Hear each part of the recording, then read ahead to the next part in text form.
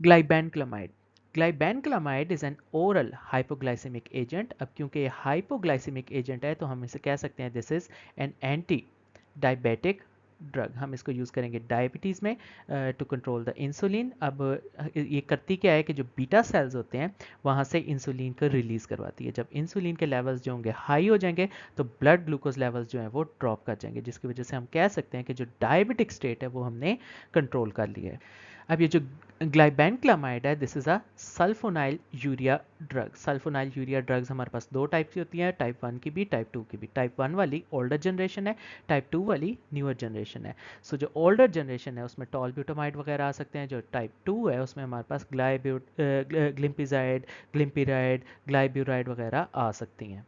तो अगर blood glucose level की बात करें तो डिफरेंट फैक्टर्स हो सकते हैं जो इसको इन्फ्लुएंस करेंगे। For example absorption from GIT tract. जितनी ज़्यादा जीआईटी में से ग्लूकोज एब्जॉर्ब होगी उतने ज़्यादा लेवल्स जो है वो इंक्रीज करेंगे। इसके अलावा ग्लाइकोजिनोलाइसिस, जितना ज़्यादा ग्लाइकोजन टूटेगा उतने ज़्यादा ग्लूकोज लेवल्स जो हैं वो इंक्रीज करेंगे।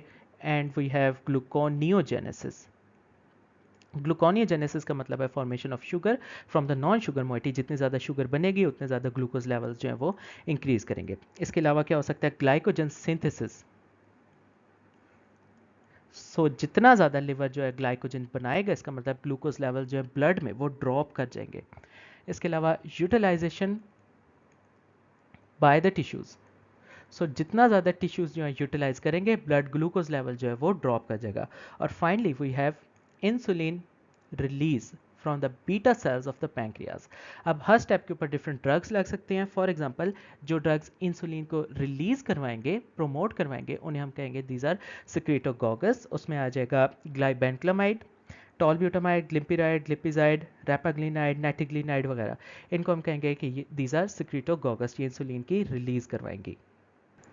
इसके अलावा जो एब्जॉर्प्शन होनी थी इंटेस्टाइन में से कुछ ड्रग्स इसको भी इनहिबिट करेंगी और इस ड्रग को हम कहेंगे ए कार्बोज। अब ए कार्बोज क्या करेगी, this is alpha glucosidase inhibitor and it will inhibit the absorption of the glucose from intestines. उसके अलावा हम मेटफॉर्मिन्स भी दे सकते हैं। अब मेटफॉर्मिन्स क्या करेंगी, ग्लूकोनियोजेनेसिस को इनहिबिट कराएंगी और प्रोमोट कराएंगी utilization by the tissue. Metformins क्या करेंगी, ग्लूकोनियोजेनेसिस को इनहिबिट कराएंगे, टिश्यू सेंसिटिविटी जो इंक्रीज कराएंगी और ग्लूकोज के अपटेक को इंक्रीज कराएंगी।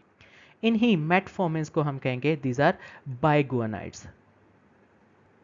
इन बाइगुआनाइड्स के साथ साथ हम ग्लिटाजोन्स भी दे सकते हैं, जिसमें रोजिग्लिटाजोन और पायोग्लिटाजोन। ये क्या कराएंगी, ये ग्लूकोनियोजेनेसिस को इनहिबिट कराएंगी और उसके साथ साथ यूटिलाइजेशन बाय द टिश्यू इसको प्रोमोट कराएंगी। So these are glitazones, rosiglitazone and pioglitazone. तो इनकी वजह से जो होगा वो क्या होगा, glucose release from the liver ये डिक्रीज कर जाएगी, मसल्स में अपटेक जो है इंक्रीज कर जाएगी, सेंसिटिविटी जो है इंक्रीज हो जाएगी। उसके अलावा हम इंसुलिन दे सकते हैं। इंसुलिन क्या करेगी, जो ग्लाइकोजिनोलाइसिस था उसको ब्लॉक करेगी, यानी ग्लाइकोजन को नहीं टूटने देगी। ग्लूकोनियोजेनेसिस को भी ब्लॉक करेगी इंसुलिन। इसके अलावा इंसुलिन क्या करेगी, जो ग्लाइकोजन सिंथेसिस होनी थी इसको प्रोमोट करेगी, यानी ज़्यादा से ज़्यादा ग्लूकोज को चेंज करेगी ग्लाइकोजन के अंदर। और फाइनली इंसुलिन और क्या करेगी, इंसुलिन यूटिलाइज करवाएगी ग्लूकोज को बाय द टिश्यूज। ये सारे जो है वो इंसुलिन के फंक्शंस हैं। तो अगर इंसुलिन के फंक्शंस को समराइज करेंगे तो क्या होगा, ग्लूकोज अमीनो एसिड फैट्स की अपटेक को इंक्रीज करेगी, स्टोरेज को इंक्रीज करेगी, ग्लाइकोजन सिंथेसिस को इंक्रीज करेगी in the muscles, in the liver, protein synthesis को इंक्रीज करेगी। It has long term effects growth on growth and gene expression. उसके अलावा ग्लूकोज लेवल को डिक्रीज करेगी, ग्लाइकोजिनोलाइसिस को इनहिबिट करेगी, ग्लूकोनियोजेनेसिस को इनहिबिट करेगी और लिपोलिसिस को इनहिबिट करेगी। ये सारे फंक्शन इंसुलिन के हैं। और फाइनली इस सब सिनेरियो में हम एक और ड्रग दे सकते हैं, दैट इज ग्लूकागॉन। अब ग्लूकागॉन कोई एंटी डायबिटिक ड्रग नहीं है, ये बिल्कुल इसके अगेंस्ट है। ग्लूकागॉन क्या करेगा, this is going to increase the glucose level. ये बिल्कुल ऑपोजिट करेगा, ग्लूकोज लेवल इंक्रीज करेगा, ग्लूकोनियोजेनेसिस करवाएगा, ग्लाइकोजिनोलाइसिस ज़्यादा प्रोमोट कराएगा। इसके साथ साथ ग्लूकागॉन की वजह से हार्ट रेट इंक्रीज हो जाएगा, हार्ट की जो फोर्स ऑफ कंट्रैक्शन है वो इंक्रीज हो जाएगी और ग्लाइकोजन सिंथेसिस जो है वो डिक्रीज हो जाएगी। Glucagon is exactly the opposite of insulin. तो अगर हम स्पेसिफिकली सिर्फ ग्लिबेनक्लामाइड के मैकेनिज्म ऑफ एक्शन की बात करें तो हमें पता है जो पैंक्रियाज है उसके अंदर बीटा सेल्स होते हैं। बीटा सेल्स ही इंसुलिन जो है वो रिलीज कराते हैं। अब इन बीटा सेल्स के ऊपर रिसेप्टर्स होते हैं, that are sulfonylurea receptors, और इनका भी एक सब यूनिट होता है which is K ATP channel. अब इस सब यूनिट के साथ KATP चैनल के साथ जाकर ग्लिबेनक्लामाइड जो है वो बाइंड करेगा। इसकी वजह से कुछ इफेक्ट्स होंगे। इफेक्ट्स क्या होंगे? सबसे पहला इफेक्ट जो होगा वो ये होगा कि पोटाशियम चैनल जो है वो क्लोज हो जाएगा। जब पोटाशियम चैनल क्लोज होगा तो उसकी वजह से डीपोलराइजेशन हो जाएगी सेल में। जब सेल डीपोलराइज हो जाएगा तो उसके रिजल्ट में जो कैल्शियम चैनल्स हैं वो एक्टिवेट हो जाएंगे। जब कैल्शियम चैनल्स एक्टिवेट होंगे, कैल्शियम की एंट्री होगी तो क्या होगा? कंट्रैक्शन होगी और एक्सोसाइटोसिस होगी इंसुलिन की। So there is release of insulin. तो जब इंसुलिन जो होगी वो रिलीज हो जाएगी तो सारे जितने भी इफेक्ट्स होंगे वो इंसुलिन वाले होंगे। सो जनरली जो ग्लिबेनक्लामाइड है, दिस इज अ सेक्रेटोगोगस ड्रग, ये इंसुलिन रिलीज कराएगा। बाकी जितने भी एक्शन होंगे वो सिर्फ इंसुलिन के होंगे। ग्लिबेनक्लामाइड की अगर फार्माकोकाइनेटिक्स की बात करें, it is given orally, it binds extensively to the plasma proteins. अब half life different sulfonyl urea drugs की हो सकती हैं। फॉर एग्जांपल ग्लिबेनक्लामाइड की हमारे पास 10 आवर्स है। Tolbutamide which is first generation sulfonyl urea drug, इसकी 4 आवर्स है। Glipizide second generation sulfonyl urea, इसकी 4 आवर्स है। Glipiride again second generation sulfonyl urea drug, इसकी हाफ लाइफ 5 आवर्स है। और जो ग्लिबेनक्लामाइड है, it is prolonged in the renal diseases. Clinical use type 2 diabetes mellitus, type 1 में नहीं यूज़ कर सकते क्योंकि हमें कुछ ना कुछ एग्जिस्टिंग बीटा सेल्स चाहिए पैंक्रियाज के जिनमें से इंसुलिन जो है वो निकाल सकें। Then it is effective in 30% of patients. Toxicity या साइड इफेक्ट्स ग्लिबेनक्लामाइड के, it can cause hypoglycaemia and weight gain. तो अगर एंटी डायबिटिक ड्रग्स को हम समराइज करें तो उसमें सबसे पहले इंसुलिन आएंगी। इंसुलिन्स में रैपिड एक्शन में लिस्प्रोस्पार्ट और ग्लूलिसिन, उन्हीं इंसुलिन्स में शॉर्ट एक्टिंग में रेगुलर इंसुलिन, उन्हीं इंसुलिन में जो इंटरमीडिएट एक्टिंग है उसमें एनपीएच। एनपीएच का मतलब है न्यूट्रल प्रोटामीन हैगिड्रॉन, जिसे हम आइसोफेन इंसुलिन कह सकते हैं। और लॉन्ग एक्टिंग इंसुलिन्स में आएंगी ग्लाजीन, डेटामियर और डेग्लूडिक।